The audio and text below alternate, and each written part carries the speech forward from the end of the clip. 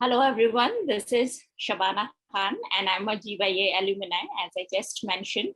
And I welcome you all to the panel of climate change, human trafficking, migration, and food security.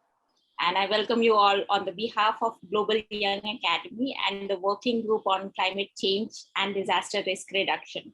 I really want to thank Daisy and Renard for putting the hard work and inviting such an esteemed experts here to discuss various issues that we are currently facing apart from COVID. And these speakers will be bringing examples from different parts of the world. So it is really going to be an interesting panel.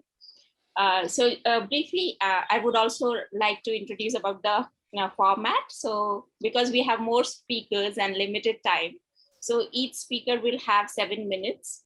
And after we will take the question answer in the later part of the session. We will invite all the speakers on the panel and all the participants can ask the questions. So let's begin. So our very first speaker is Professor Joyshri Roy, who is a Bangabandhu Chair Professor for CERT, EECC, at the Asian Institute of Technology in Thailand. She is also the Professor of Economics at the Jadavpur University. Professor Joyshri will be speaking on extreme events, particularly on drought and floods, and their impacts on food security and migration in the context of India and Bangladesh. Welcome, Professor Joyshri, and you have 7 minutes and to speak. So looking forward to this exciting talk. Yeah. Yep. So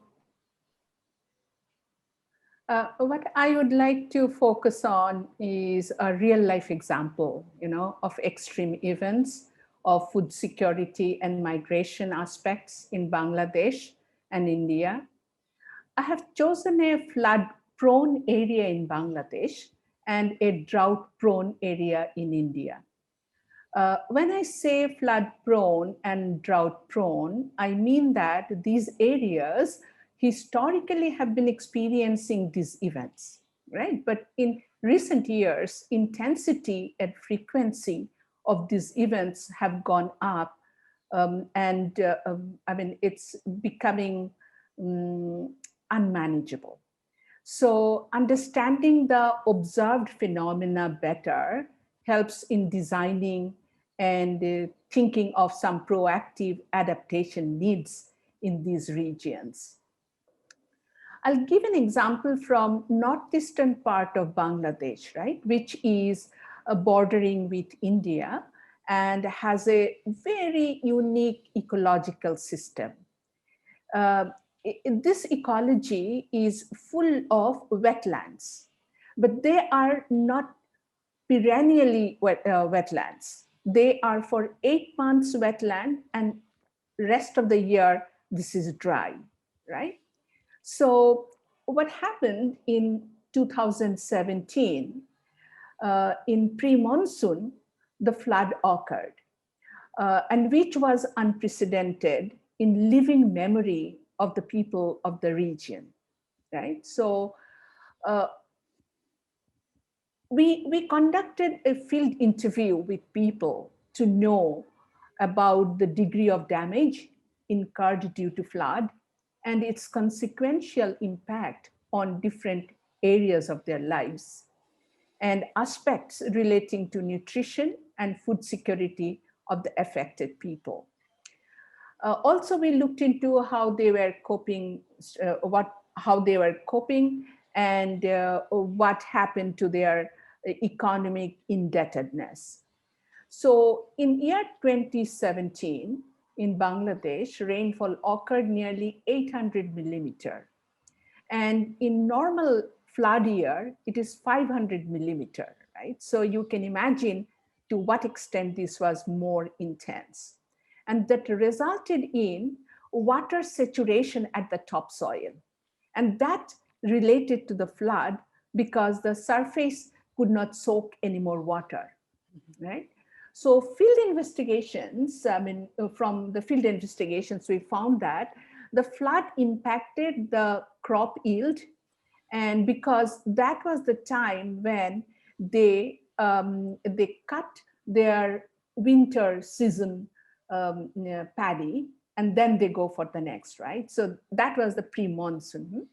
And so what happened was that, so the crop yield was devastated, and that worsened the food security for the people already at risk, because those were the marginalized people anyway.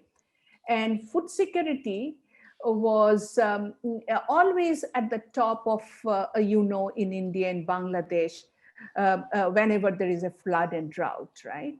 So this observation, what we could find is that it strengthens the IPCC special report on global warming 1.5 degrees Celsius 2018 statement that adaptation is going to be more challenging with time, right?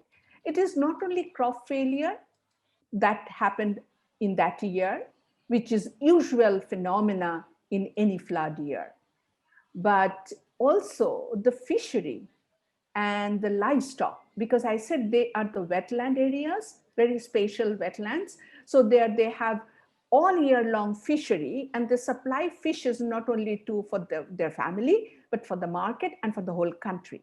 So the whole fishery was destroyed, and the livestock were all devastated, right?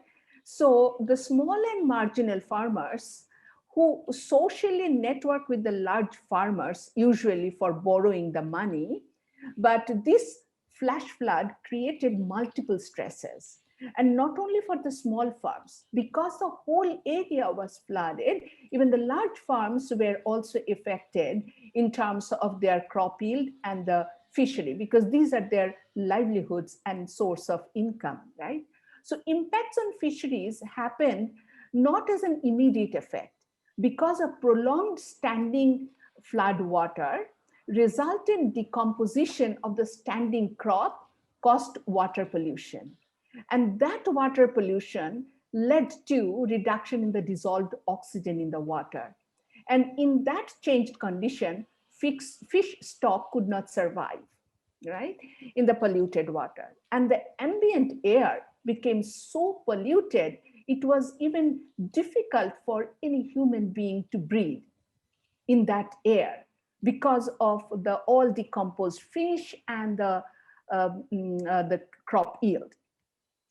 And it was not only in that area, but in the neighboring area was air pollution was to the extreme and unprecedented. And if you look into that area, the community's real asset is their cattle, duck, and all those, right? But then, I mean, all of those actually died. They could not make them survive. And there was no one whom they could sell also those, you know? So the indebtedness went to a very extreme situation which they never faced earlier. They mentioned that situation made them to sell their biggest asset, that is land. And so farmers had to, usually what they do, they, even if they sell the land, they keep the mortgage to the large farmers. But that year, they could not do that because large farmers also did not have the money, right? So what they had to do was sell this off to completely outsiders. So they could never get back the land. So this is something which really happened and created a different social dynamics, because they are usually, they think that if they keep something mortgaged with the large farmers, then the large farmers and them create a social dynamics by which they help each other. But that was also lost that year. So that made a perennial devastation in terms of their economic independence. And the social norms and customary practices also became so different because they were suffering with uncertainty, and that continued for a long time. And what happened was that that led to drastic reduction in supply of basic foods, but also milk and staple food like rice, fish, and led to malnutrition, right? So they were, so it was devastating food insecurity situation in 2017. The disaster, usually what happens is that during disaster, daily wage earners, they try to migrate. But this time, not only the daily wage earners, but the landowners, they sold their lands, right? And so they also wanted to migrate. And they thought that if they migrate, they will get better job, etc. But then when they migrated, that was almost an unknown sector, unknown place, working environment. So they could not really get settled there. And so they were actually, when we interviewed them, that was just 1 year later, it was almost, on the verge of their marginalization, which they never ever felt, right? So it's just not the short-term food insecurity, but also the long-term indebtedness and their devastative livelihood condition. And this is about the flood, which I'm just giving you an example. But if we look into the drought situation from India, that's in the Sabarmati River Basin, which we looked into during the drought. And we saw that in drought situation, similar effects happen, like your livestock dies and your crop yield goes down, but the migration happens even more. So in drought, because in flood, you are stuck there. You cannot migrate. Mobility is restricted because of the infrastructure, lack of infrastructure. But in drought, migration happens even more. And that led to even the food insecurity, and also the cash assistance comes to these flood and drought prone areas.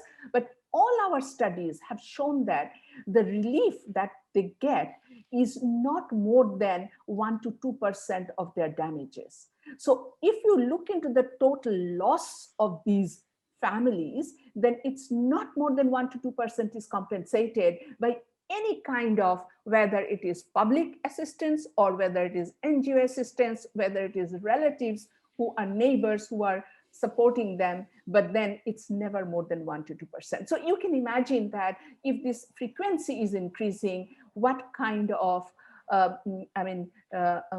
food insecurity and livelihood insecurity and incomes insecurity is going to be there in these areas. And you know that agriculture is still the mainstay of the people in Bangladesh and in India for a large number of people. So we can assume that what can happen in terms of just the basic primary economy of these areas where flood and drought are going to increase even more. So I'll stop here and I can come back later.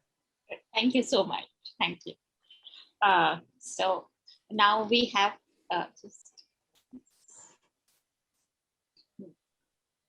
So now we have our second speaker, who is Professor Patricia Elan Perkins, who is from York University of Canada. She is an ecological economist concerned with climate justice. Professor Patricia will be speaking with us on climate refugees, and we'll talk about what does it mean to get displaced, or in terms of right to remain in relation to climate justice. Welcome, Professor Patricia. Thank you, Shabana, and thank you, Joyashri. Wow, what a good introduction to some very specific examples of how climate change affects people in place. I would like to share my screen. I hope that doesn't, oh, I'm disabled. Okay, never mind, it's all right. What I wanted to show you is there's a map. If you go to native-land.ca, there's a map that shows traditional. Yeah. Oh, I can? Yeah. All right. Let's see if I can just share this one. Can you see it? I like this map because it's so colorful. And it also shows it gives an example of different ways to see space, geographic space. You know, in Canada now, because the settlers who have come, either voluntarily or were brought to North America and South America from Europe or from Africa, We have acknowledgements now where we say, this is how I got to this place. And I understand that it's the place that was traditionally someone else's place. So I know in other parts of the world, maybe this is a more contested or complicated. Perhaps people don't think about it in this way. But let me just tell you, give you an example of this kind of a land acknowledgement. And I think it's relevant to our discussion about climate migration. So my name is Patricia.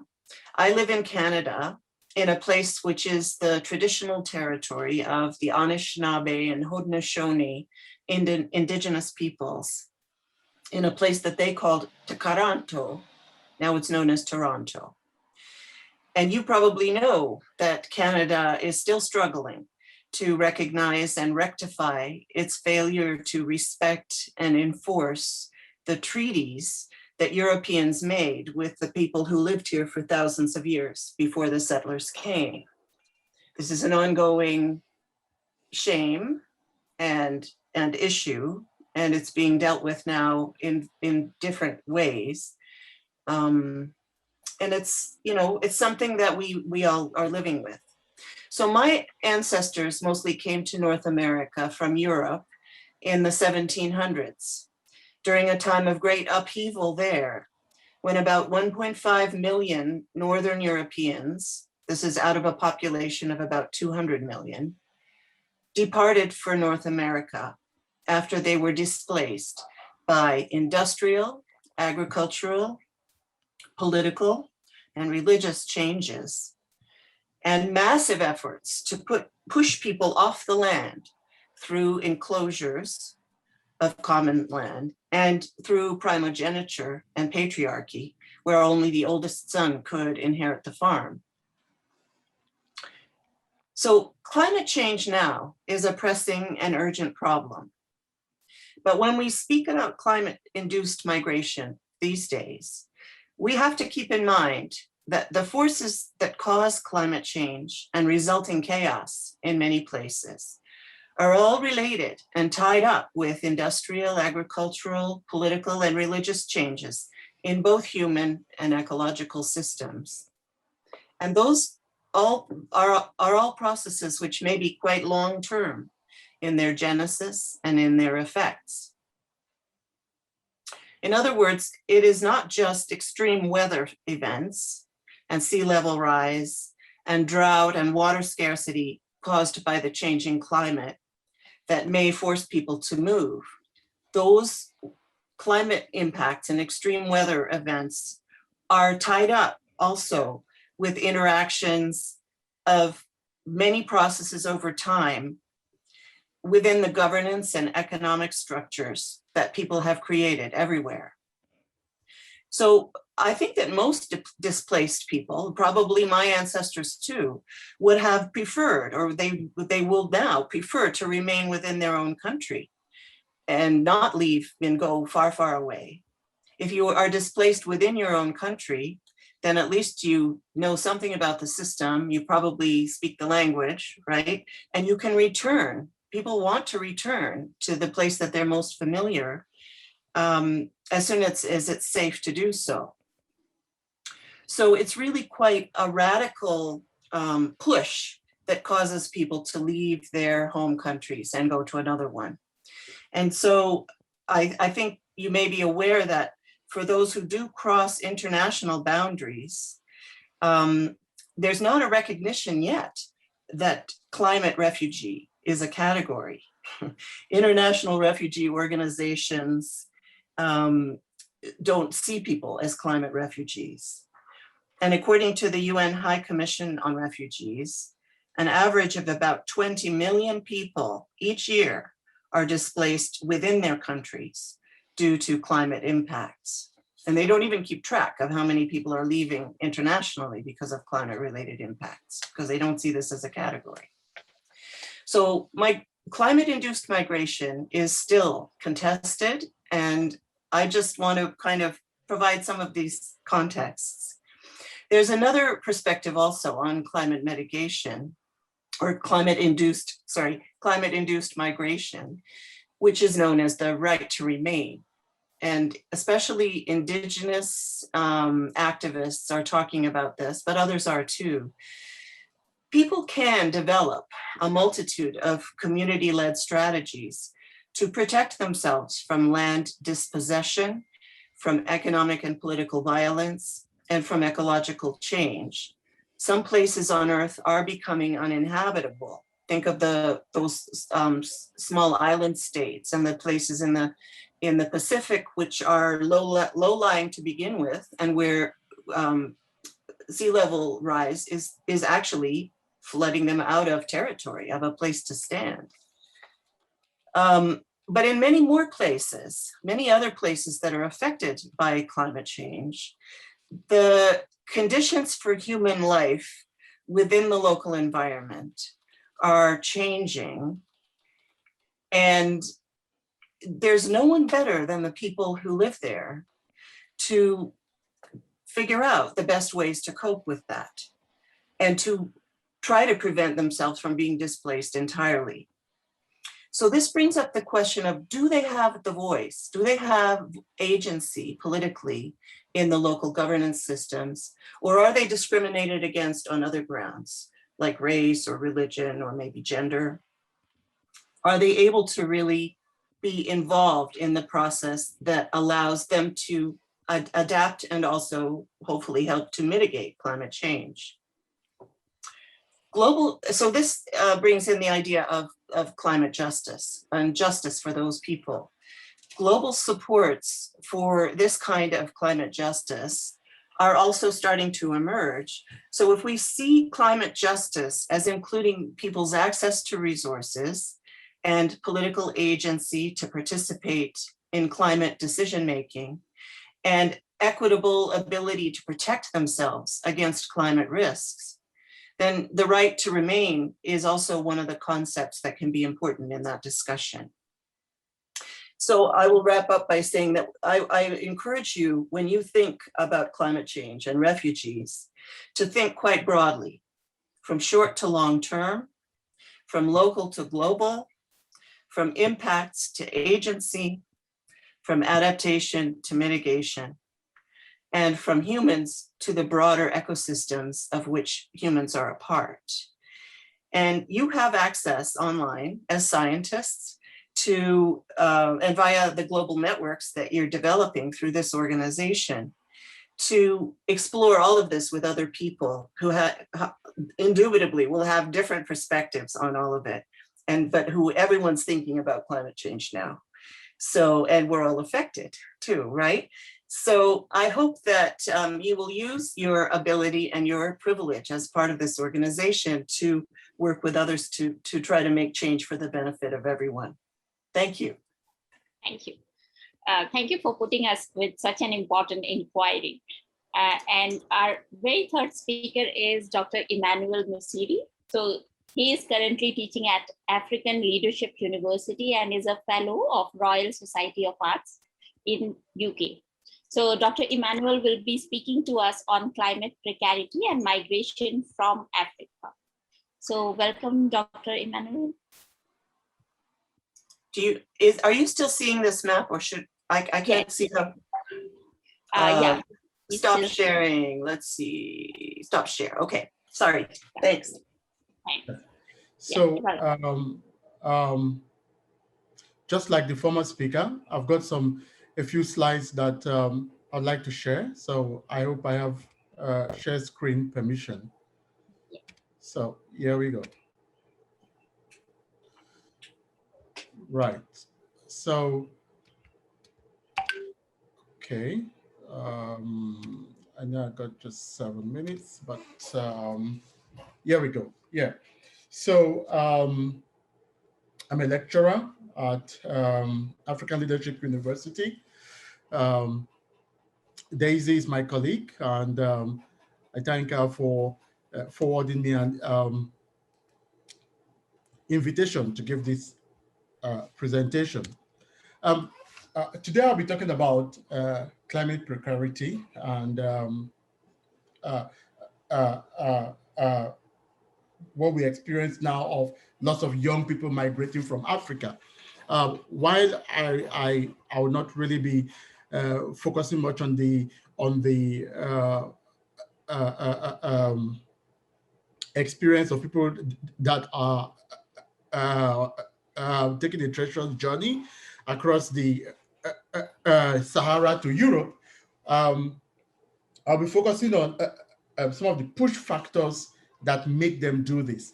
And I'll be sharing from an experience that I wouldn't say observed.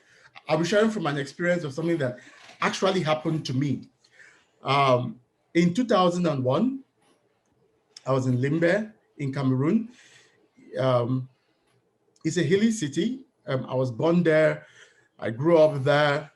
And it's a very beautiful place. It's on the Atlantic coast, and it attracts a lot of tourists. But one of the things also about Limbe and the hills around Limbe is that they're very fertile. It's a volcanic region. It's a place that has had plantations for over 100 years. And these plantations were first started by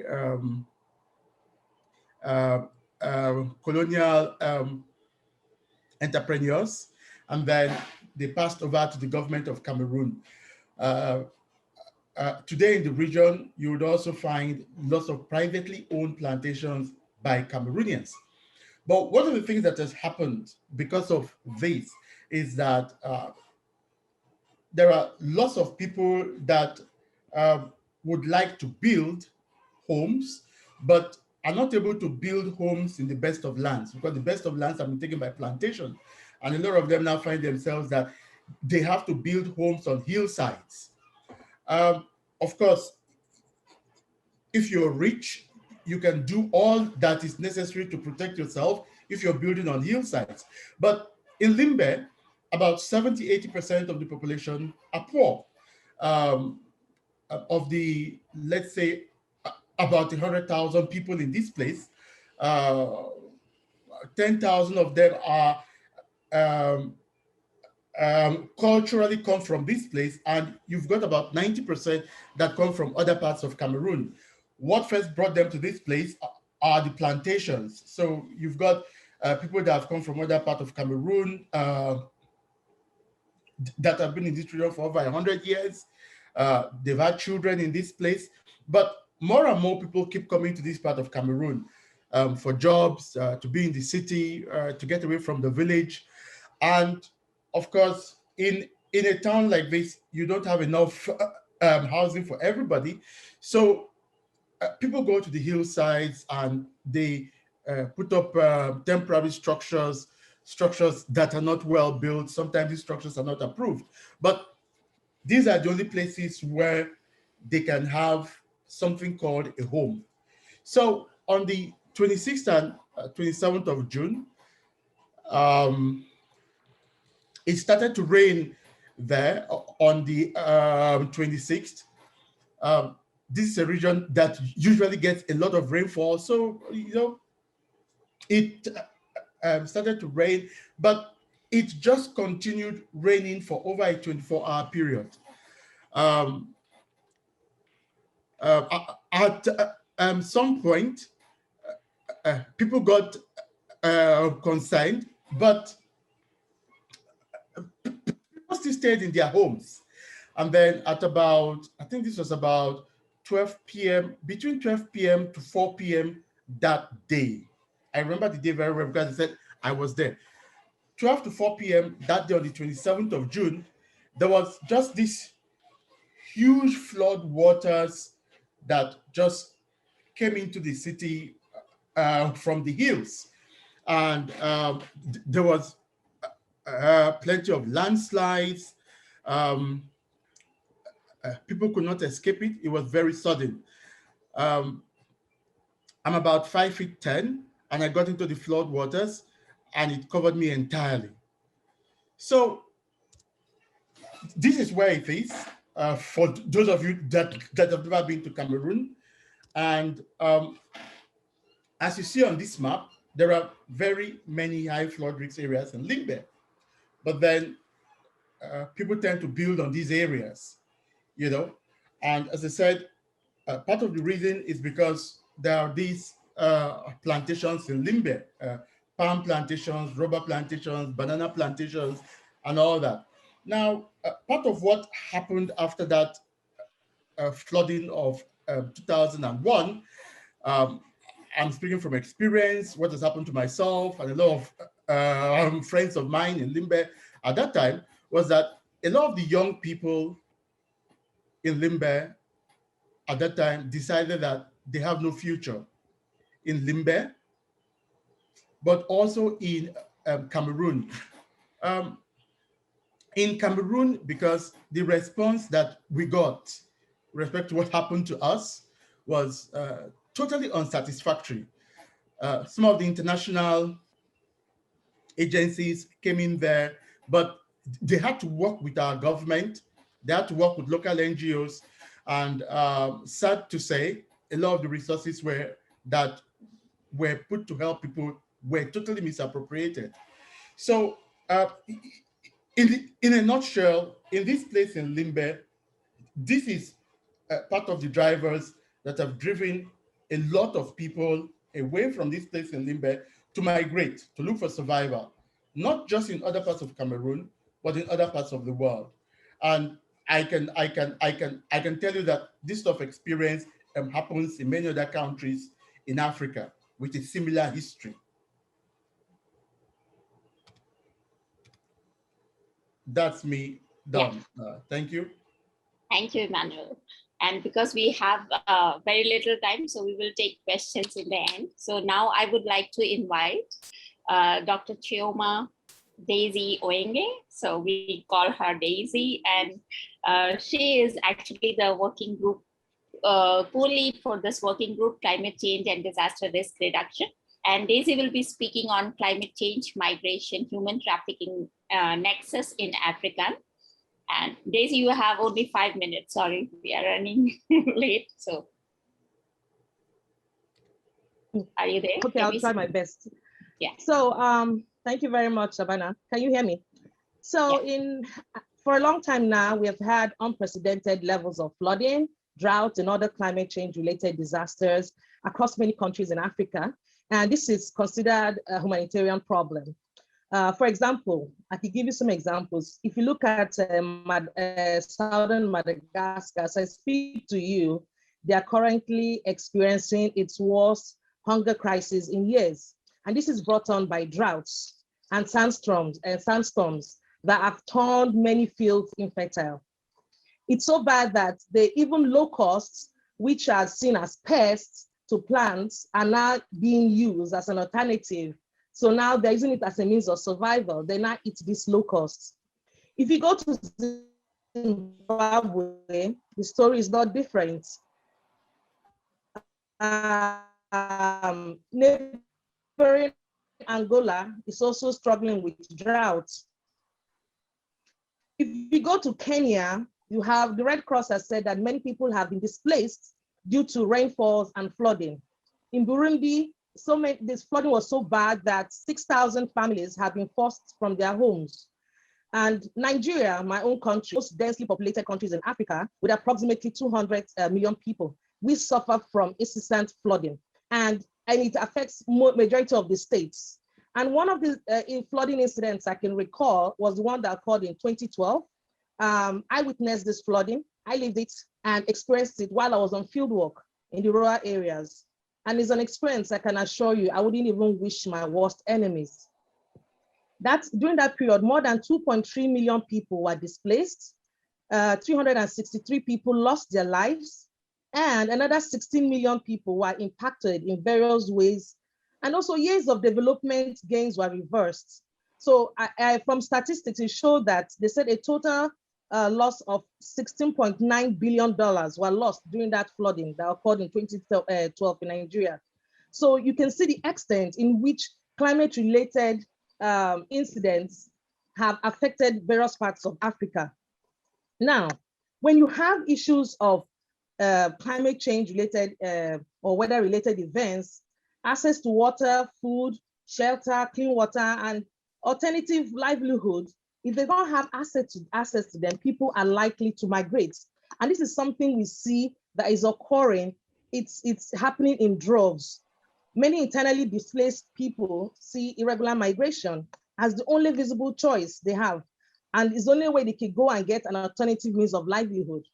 They could even seek help in a way of trying to find an alternative means of migrating. They could seek the help of human smugglers to migrate.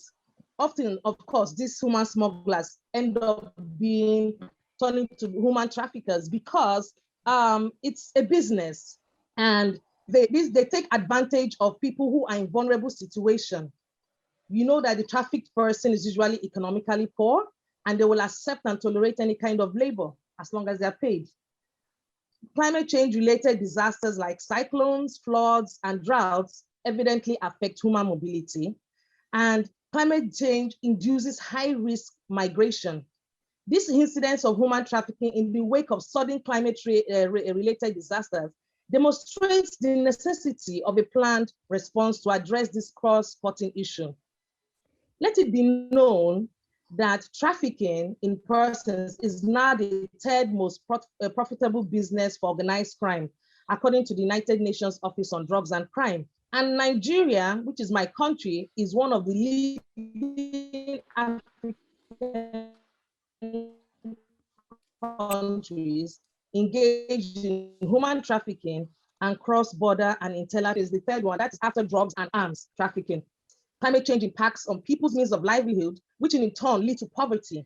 This economic relationship has created opportunities for taking advantage of economically deprived women and children and vulnerable people for internally trafficked, international trafficking into forced labor and prostitution. Shabana, are you giving me a signal to stop talking? Yes. I'm sorry, I have to stop now. She's been giving me the signal, so I'm sorry. So we'll stop now. I think you have an idea of where I'm going to. Thank you. Thank you. And we will come back with the question later. So now I would like to invite Renard Siu. He is again the co-lead of the working group. Welcome, Renard. And yeah, thank you. You can start. So Renard will be bringing example from South Asian countries. Yes. Well, thanks very much, Shabana. Thank you so much to the amazing panelists for sharing your insights and perspectives. I know I'm very pressed on time, so I'm going to keep this really short. So just to reiterate some of the points that were made earlier, we all know that, climate change creates, systemic problems, right? Like to food supply. We've already seen examples that Prof. Jayashri had highlighted, right? In terms of food security. And this is definitely an issue that we are also facing in Malaysia, especially in the northern region of Peninsula, where farmers are actually experiencing what we call a double whammy effect. Not only are crop yields, right, on a severe decline as a result of floods, but they also have to bear the brunt of a decline as a result of droughts. So it's happening like twice in a year. And this is definitely a very real issue, that national security issue that we're looking at. Water security is also a main problem. A lot of people would think that Malaysia, a country that only gets rain and sunshine throughout the year, it is totally impossible for us to be experiencing water scarcity issues. But believe it or not, in one of the states in Selangor, we've been hitting water security issues so many times that it was reported in the news. People had to queue up, right? Because there's no water literally running through our taps. The dam that was supposed to contain rainwater, right, isn't getting as much water as they used to because of this phenomenon known as intervariability of rainfall, where areas that used to get more rainfall no longer get as much rainfall as they used to.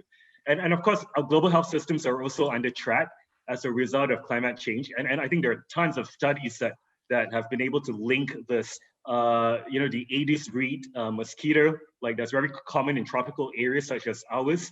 It's tied in very much to, the rise in the Zika virus. So, and also I think one particular aspect of global health that hasn't been talked about a lot is actually mental health. So one of my core area of research right now is really to explore the intersection between climate change and the impacts of mental health. There's not a whole lot of studies that actually bring both of these areas together. And we know for a fact that psychological impacts, right, from any form of disaster tends to exceed physical impacts by almost 40-1. But where are studies that are actually guiding governments on framing policies around this? And I think, given the short time that I have, I guess I just wanted to leave here by saying that, there's so much that needs to be done.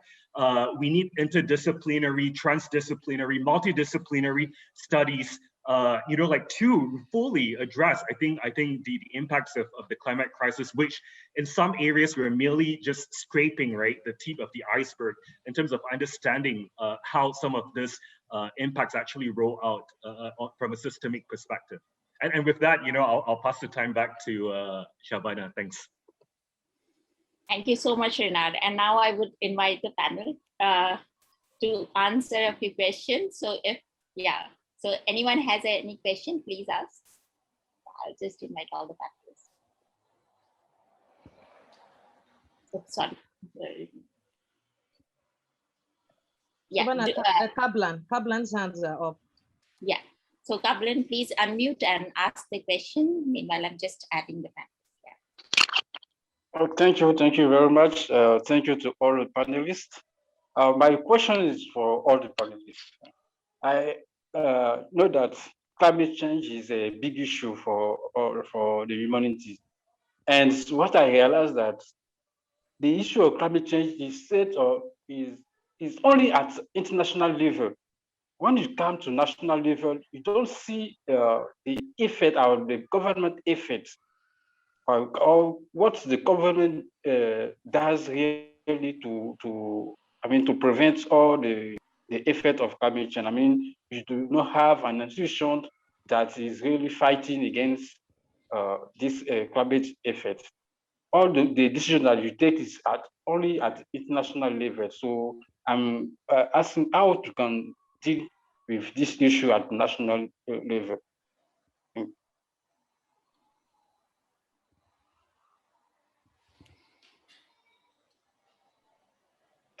I hope that you hear me out. Yeah. So who was this question addressing to, Kablan? Once more. I didn't tackle any. I tackle all the panelists. I mean, anyone that can respond. Yes. Yeah, Joyce, please go ahead. I would say that, one good example is from Bangladesh, which is very interesting because they were the least developed country and they have graduated in 2015 to become a low middle income country. But what they have done is the first country who have put in their budgetary provision the money for adaptation fund. And so what they have done is they have the adaptation plan and disaster risk reduction plan. Like the environmental impact assessment, they have now disaster risk impact assessment. And so that's how they are doing. So they have done a national plan, adaptation plan. In India also, there is a budgetary provision for adaptation action. But I think Bangladesh case is really an example. Any other question from anyone? Yeah, I mean, if I can just chip in very quickly, as far as the Malaysian government is concerned, the focus has primarily been on the mitigation side of climate change. How do you cut down on emissions? But the adaptation side is really, where I think we have to focus on, which I think governments are not paying enough attention to it. And if I have to pump in or allocate funds, budgets, right, to address this, I think that's where I would put my money into. And I think we need to have more dialogue and conversations in this.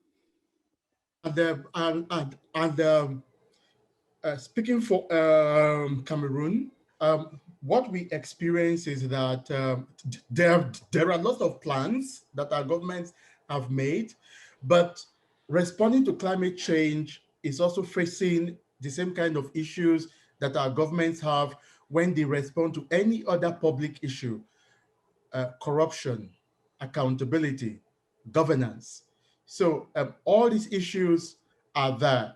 So at the national level, they've got these plans, they've got this budget, they take them to international level, we get support and aid, but nationally, rolling this out to people who need this support, like what happened to us in 2001, that has been a big ongoing problem.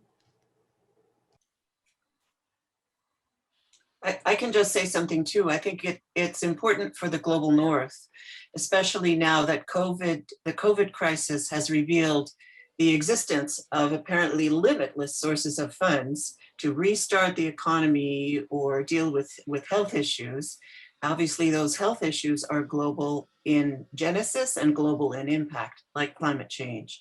So I hope that there will be a new commitment from the global north to provide sources of funding for the adaptation challenges in infrastructure and in improving governance and in making it possible for more people worldwide to be part of the discussion about how the world together is facing the climate crisis. Awesome. Thank you for answering. Actually, we have run out of our time.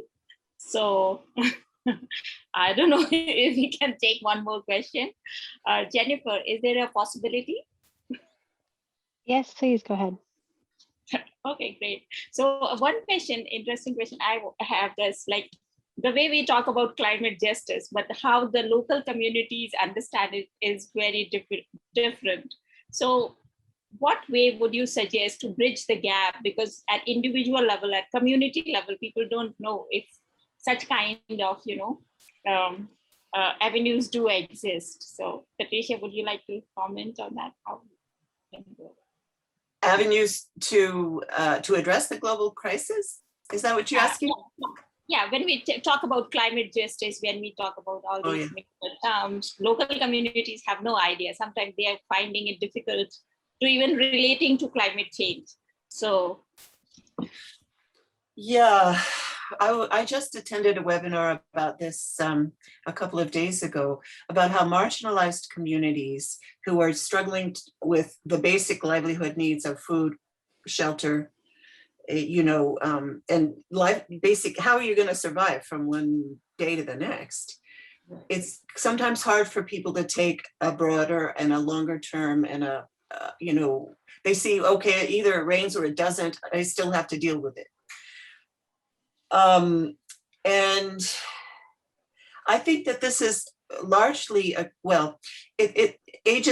political agency and engagement, ability to engage meaningfully in the political discussions locally and regionally and nationally, especially those three levels, are very important, because when people are asked, what are your plans for the next year? Then they start to see, to be open to considering some of these questions. And if people can't come to public meetings because they have childcare responsibilities, they have to put food on the table, and they are already working 3 jobs, then that is a challenge that the governance structures need to consider. Have your meetings at times when people can participate. Make childcare and food available so that the families also will be fed while the meeting is happening.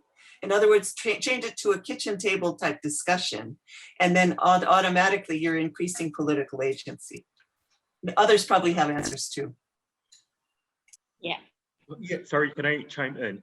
I actually really like what Patricia highlighted earlier about how the terminology climate refugees isn't even recognized globally. So if you're talking about climate justice, if this group of people aren't even, acknowledged, like what sort of justice are we talking about here?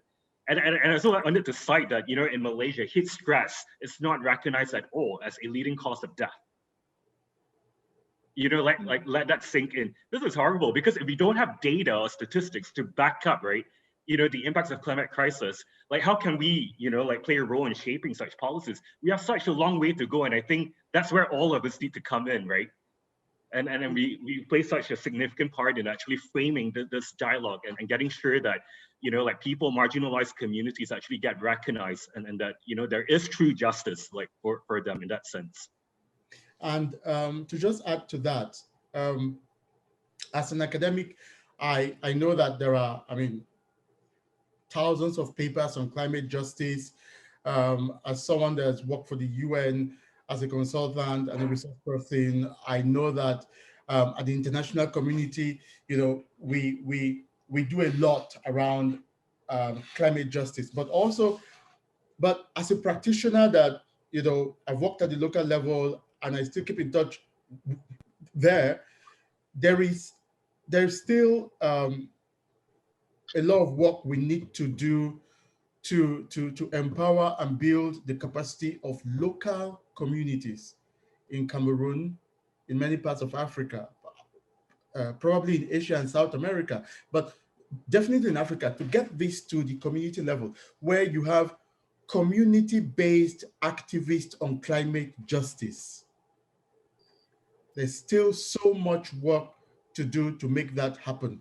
Those of us that work at a higher level, we think it's okay to just talk about climate justice, go to the UN and all that. But if we can have this groundswell, community-based climate justice, if we can have that groundswell, what we do at a higher level will have more impact. Yeah, I would say, say as researchers, when we work on the ground, we know from the ground that what the people need and what the people really understand. And so one thing I've noticed is that there are two kind of things. So one is that you need income security, good housing, and etc. You need your land to be secured, etc. But another very important, which people themselves come up with, that say in drought prone areas, there should be irrigation infrastructure. There should be water supply infrastructure in place, right? So if you go to those places, you will see that they do not have uninterrupted electricity also. So so there is a development deficit already there. So if you can build those development deficit if you can bridge this gap in the development deficit already. So there has to be, as Patricia said, a political agency. And that political agency can come, if you have your income security and livelihood security, right? So without that, you cannot.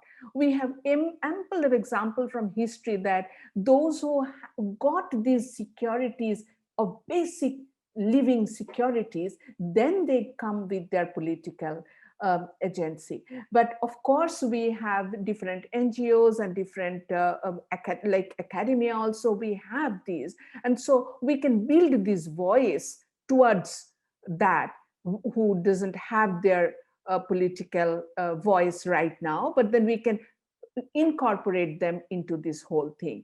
And locally, they do understand that weather pattern is changing and it is causing them problems. So it's not that they don't understand. They understand better than us, I can tell you that. Awesome. Thank you for sharing your views. Yeah, Daisy, you want to complete? Yeah, no, I think it's time for us to wrap up. But yes. I just want to say that climate change definitely represents one of the most profound injustices in today's society.